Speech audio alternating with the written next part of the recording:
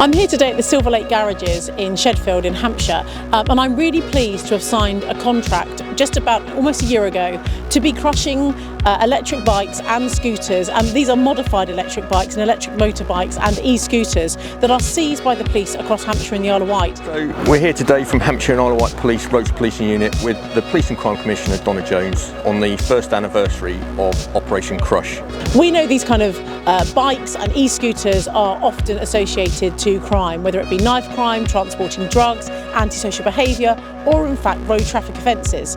Our message from the Roads Policing Unit is that we will focus our resources and target the criminal use of these vehicles, dangerous use of them, and also antisocial behaviour with them. So it's really important that for me as Police and Crime Commissioner, listening to what the public have told me, we are getting these vehicles, we're getting these e-scooters, these modified electric bikes and modified electric motorbikes off our streets. E-scooters are not legal to use on the roads. You may possess them and use them on private property with the permission of the landowner. However, if you venture onto the public roads with them, you will be committing an offence, and if you come to our notice, then we will use Op Crush in order to deal with that.